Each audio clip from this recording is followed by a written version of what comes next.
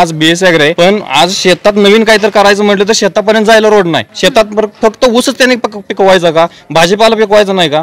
आज कितीतरी आमच्या भागातली कितीतरी पाण्यानं खराब झाली रान आहेत, पण निचऱ्या पाईपा नाही, त्या निचऱ्याची कुठली सोय केलेली नाही.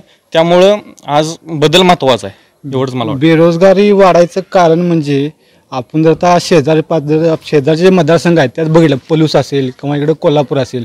आता कोल्हापूरची MIDC 5 स्टार MIDC आहे आपली. पलूसची डेव्हलप्ड म्हणजे वेल डेव्हलप्ड MIDC आहे.